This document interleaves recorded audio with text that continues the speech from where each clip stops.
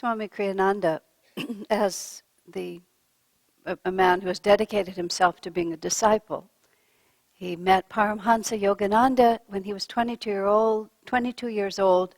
The year was 1948. Swami Kriyananda is the American man who founded this expression of self-realization teachings. And he often tells the story of how he encountered the autobiography of a yogi in New York City on the month of September, as I said, in the year 1948. Swami Kriyananda, as he describes in his autobiography, The New Path, which if you haven't read it, I encourage you to read it. He had everything in his life. He'd lost the capacity to be committed to any of the paths that he had expected to follow, that other people expected him to follow, and his life had become a one-pointed search for what he had come to understand was the divine. But it was in 1948, and these things were not commonly thought, and he had the idea in his mind that he would devote himself to finding God, but he didn't know about saints, he didn't know about yogis, he didn't know about any of the practices that are much more commonly known today. He actually literally thought he might be losing his mind. But he felt better to follow this than the paths, the other choices in front of him that seemed absolutely without hope.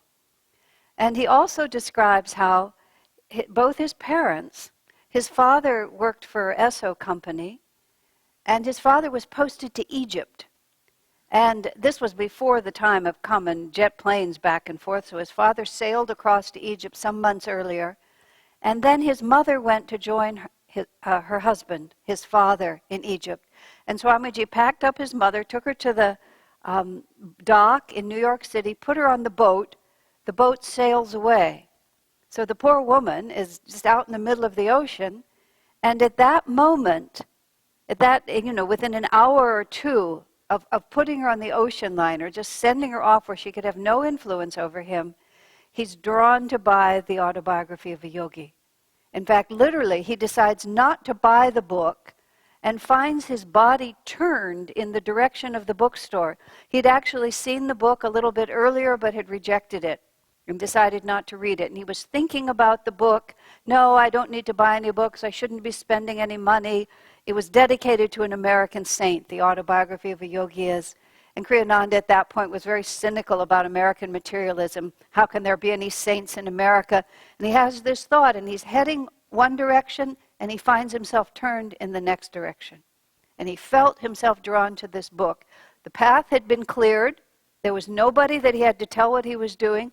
He goes and buys this book. He sees Yogananda's picture on the cover, the very picture that's at the bottom there, and immediately just has this sense of relationship to this man. And Swamiji in his book also describes how there he is, he's going to buy this book, and he meets a schoolmate of his, and they're now, out of college, and this schoolmate, in a very exaggerated sense of commitment to worldly success, starts talking about the great new job he has in advertising, and how he's going to make so much money, and that there's really money to be made in advertising. And he's sort of painting this picture of an alternative road. And Swami Kriyananda describes how, clutching the book to his chest, he felt like this person whom he had just met in a picture, that he and I were allies against this whole world that was a completely alternative way of being. Now, it's extraordinary when you think about this. Swami Kriyananda tells us this story now. He's been a disciple of Yogananda for 62 years. He went immediately after reading that book to California, where Yogananda was still living. He went directly to where he was. He walked in and was introduced to him. Yogananda said, "What may I do for you?" And all of a sudden, Swamiji describes, he's looking at the living reality of those eyes that have magnetized him so powerfully on this book. And those eyes are looking at him saying, "What may I do for you?" I mean, these are stories that I myself have heard over and over again for 4 decades. And then every so often, it crosses your mind that here's the master. He's looking right at this disciple. He says, "What may I do for you?" My, that's a wonderful moment, isn't it? And here Swami Kriyananda is. He's crossed the whole country. His parents are sailing across the seas, just far away. And he says, I want to be your disciple. And Swami himself says, never up until that moment, up until the moment of reading Autobiography of a Yogi, did it ever even cross his mind that he could be anybody's disciple. Because never in his life had he met someone to whom he was willing to disciple himself. And that's not necessarily a bad thing, but it's a factual thing. And then suddenly everything is completely changed merely by the vibration, first of just a book, and then by the man in front of him. Swami's almost 85 years old, never wavered, not once in that whole process. Now, Swami is often asked, because he naturally talks about Yogananda as a guru, about the path of discipleship as a way to God realization, and people say to him, well, I don't feel like I need a guru, or do I have to have a guru? Why do I need a guru? Can't we just go straight to God? And Swami's answer is very simple. Oh, you don't need a guru. And that's not the answer that's expected, because usually when people follow a certain path, then they dogmatize that path. Everybody in the world should do what I'm doing, because then that proves that I'm right. That's sort of how we work with ourselves. But Swami says, oh, you don't need a guru, not unless you feel you need a guru.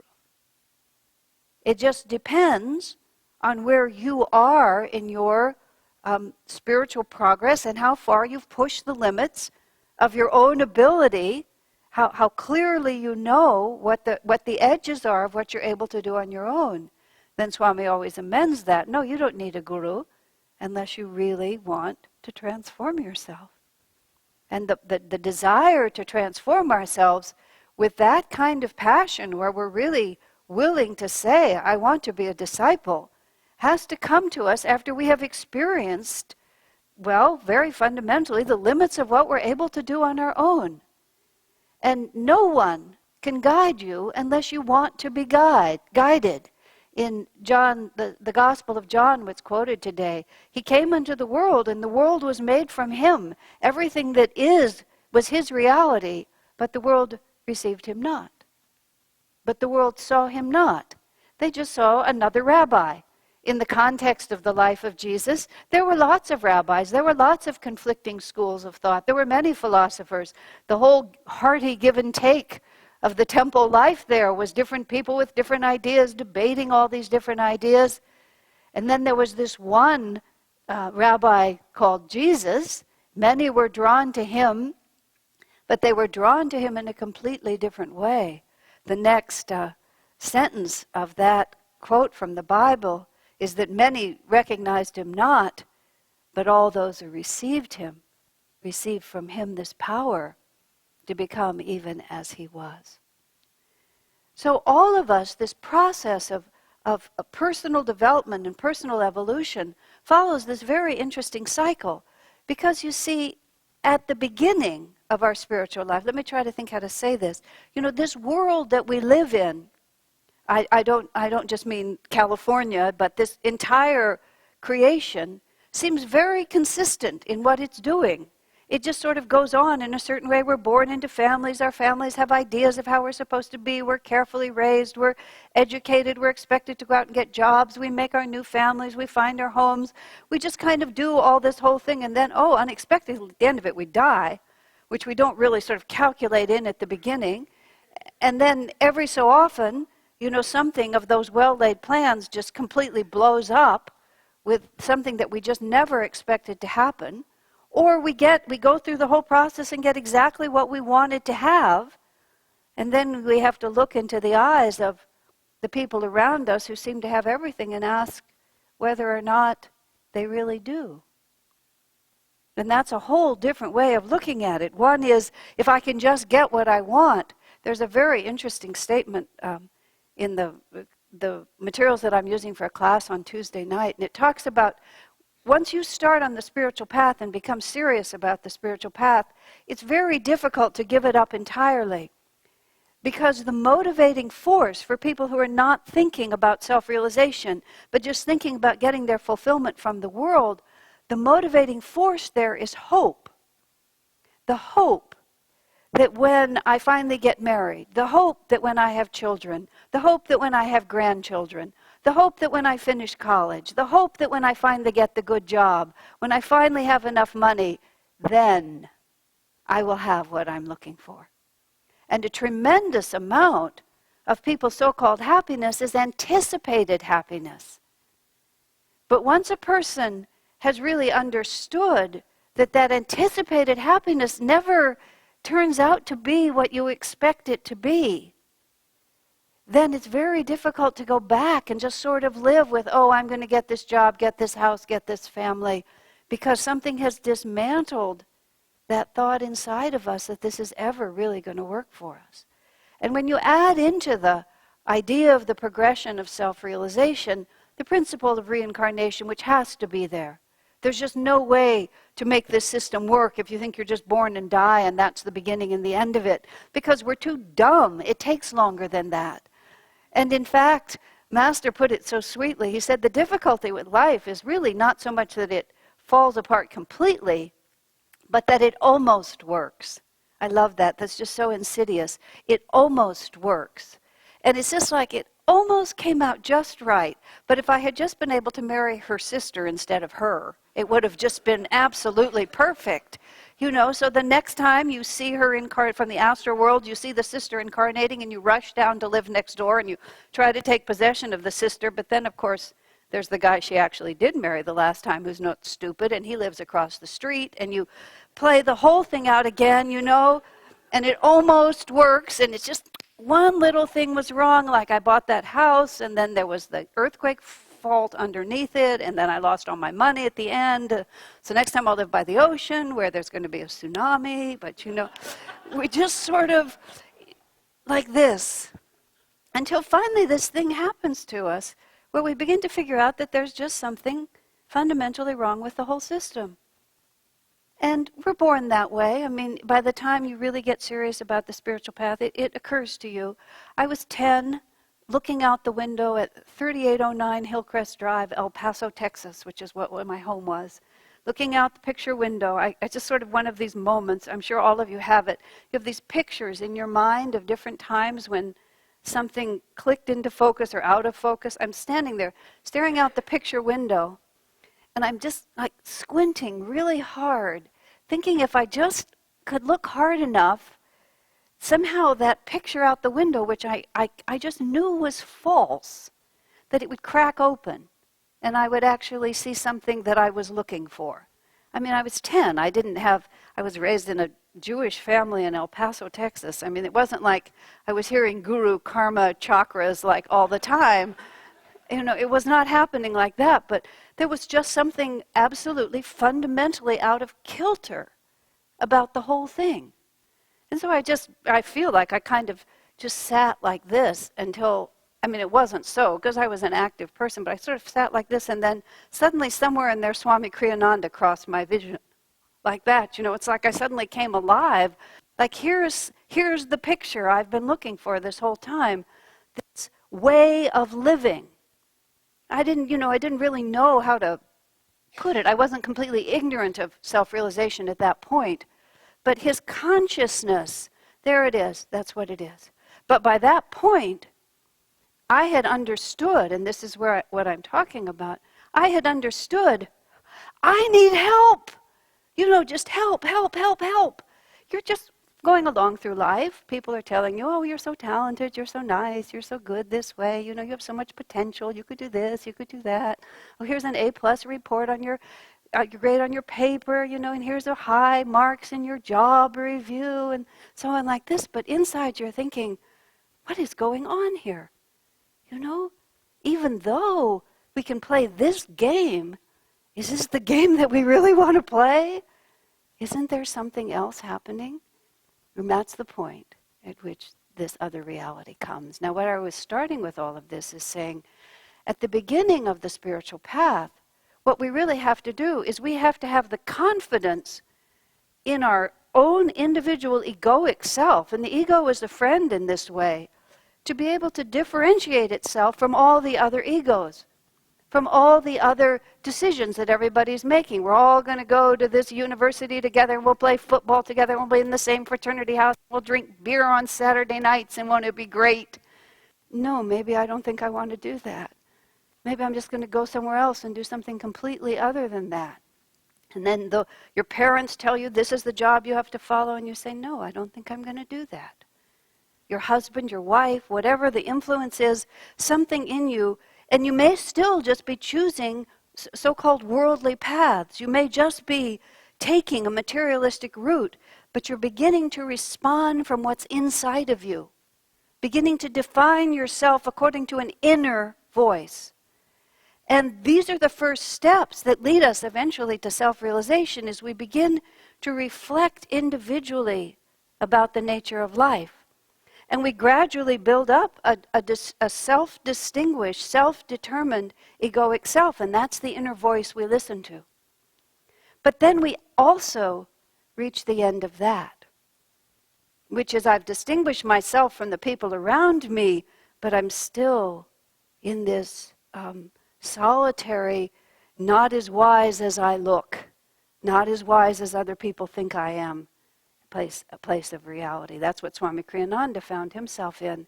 He was wiser than many, but not wise by the absolute, and he knew that. And at that point is when this prayer goes up, this call of aspiring love, we call it in the Festival of Light. A prayer of love went up from earth, and you responded.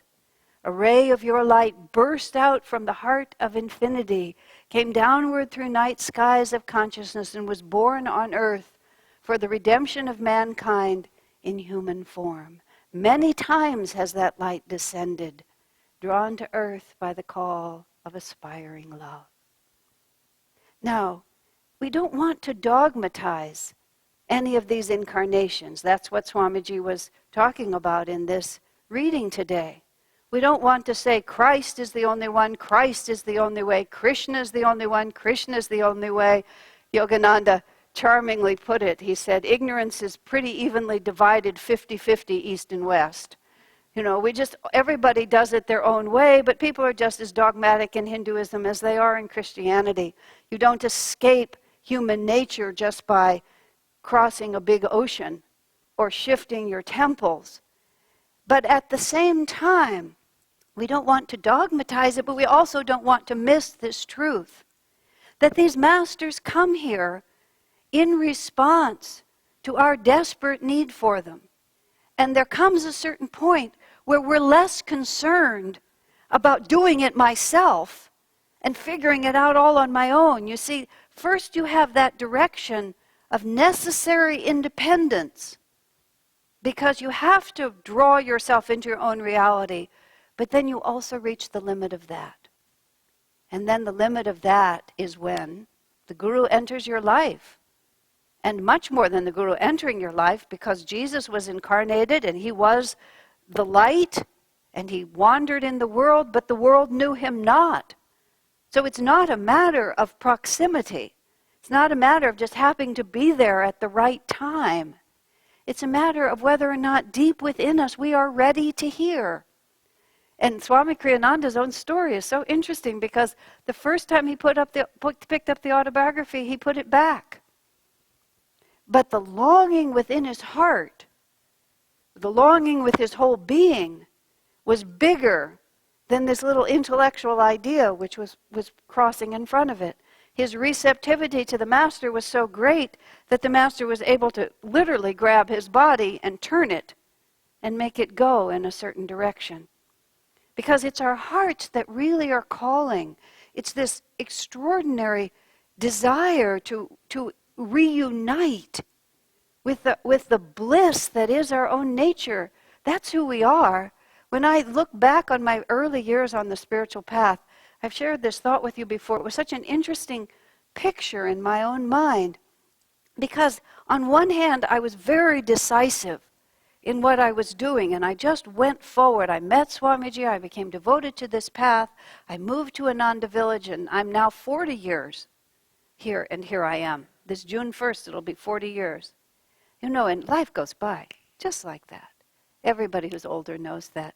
Just before I came out here, we have these mirrors back where we dress, and I looked at myself in the mirror like this, and just conversationally with the others around me, every time I look in the mirror, I'm surprised. I've been looking at this face for a really long time. I don't know what I think I look like, but it isn't like this. And even when I see pictures of myself, it's like, oh, look at that.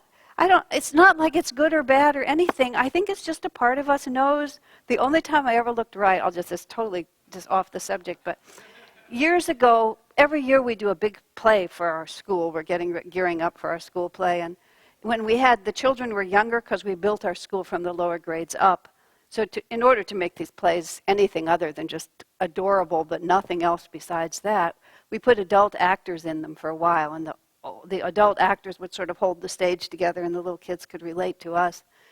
So one year we did a play about St. Francis, and I played the part of St. Clare, and the whole thing was Clare telling stories to the children, to the young nuns, and so on. And we borrowed this costume from Ananda Village costume shop, and it was this beautiful dove gray, very traditional nun's outfit, with a little white thing like that. I was raised Jewish. What do I know about these things? But this little white thing and this gray, and I dressed actually back in that room, and I put on this costume and like this, and nothing is showing but this. I looked in the mirror for the first time. I looked right. I said, this is it. This is the look I've been looking for all these years. We have these deeply ingrained samskars in us. Who's to say? Who knows? I really reflecting on it, just looking in the mirror this morning, how many thousands and thousands, thousands and thousands of bodies have we had? How many times have we looked out and seen something? One of my friends, when she was dying, was told to me, she's passed away a number of years ago, and she was so just detached and free at the end of her life. It just didn't make any difference to her. She was ready to go. And one of her friends sort of was chatting with her in the last days, and she just said so beautifully, she said, I see thousands of faces passing before me, and they were all my face in one incarnation or another. She says, so what does it matter, if this one now sloughs away? Now you see, that's the freedom that we're really looking for. And God willing, when we have what Swamiji calls our final exam, life is just a series of little tests. Every time something comes to us that threatens our equanimity, it's a little test. Who do you think you are? Do you think you're this body? Do you think you're this personality, this role in life, this money, this job, this status? Or do you know yourself to be just a wave on the ocean? The conversation that Yogananda is having with his disciple that's so amused, just a wave on the ocean. Now, just think how different it is to be just a wave on the ocean instead of being this person all by yourself, always under threat, never quite sure, always a little insecure, waiting to see if people like you, looking in the mirror hoping that you look okay. It's just so painful, isn't it? It's just agonizing. Absolutely agonizing, and so unnecessary. But you see, a certain amount of determination, commitment, perseverance, patient application of willpower, and absolute courage is required. But we reach a certain point on the spiritual path where it just doesn't make any difference anymore. Swami Kriyananda describes that, and he tells that story over and over again. I've been having a very interesting experience myself lately of hearing, every time I hear Swami tell a story that I can almost recite, exactly as he would recite it, suddenly some aspect of it just turns in my mind. And I think, my gosh, what a consciousness that was, at the time that he did it, to just walk away from everything and throw himself at the feet of this master, this Indian man living in Los Angeles. Swami lived in Scarsdale, New York, Nut City, Los Angeles, and he crosses all the way over and just gives his life to this master in the first meeting. You have to be living from another reality. You can't just be living from all this superficial stuff that's going on. Swami Kriyananda has been talking a lot about what Yogananda said about we're not going to go on in the next few years just comfortably as we've been going. it's sort of beginning to crack in various places, but the governments are all just gluing it back together. And, everything that happens doesn't quite it all teeters on the edge economically, socially, politically, all these things, it teeters for a while, and then, whoa, it comes back together. We say, we escaped at that time. And we then start making our plans again. But regardless of whether or not all that will happen, which it seems to be an imminent possibility, but the point is, it could be and may be and can be for all of us, if everything falls apart around us, what a golden hour that will be. Because it will give us the opportunity to find out, what is of real value to us? Of what stuff are we really made? To be actually hungry, to be really freezing cold, to have everyone you love suffer, this could be very, very difficult. But in the end, we're all just waves on the ocean.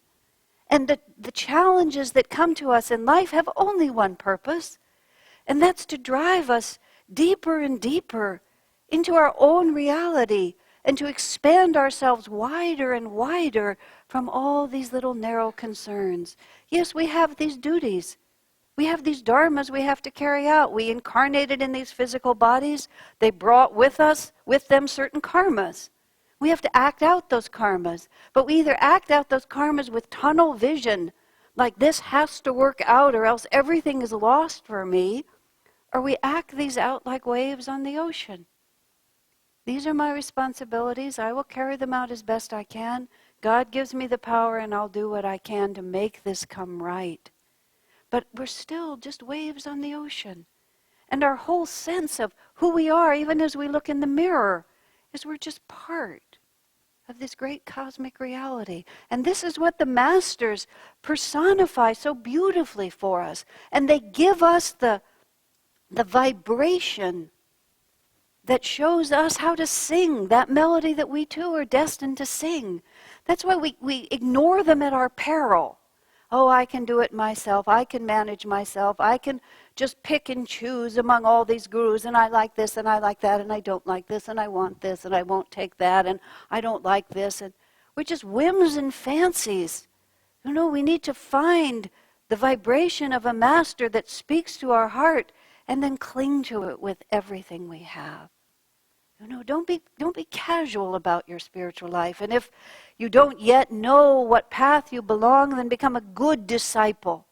And a good disciple, humble, kind, willing, open-minded, very, very interested in finding out what's true. Very, very interested. What does it mean to receive? It means to not be so filled up with your own ideas and your own self that nothing else can come in. Where there has to be space to receive. And this is the wonderful transition point we all go through. First, we become powerful enough to distinguish ourselves from just the hodgepodge that's going on around us. And then we have to recognize in total humility that standing here all by myself, I don't know anything at all.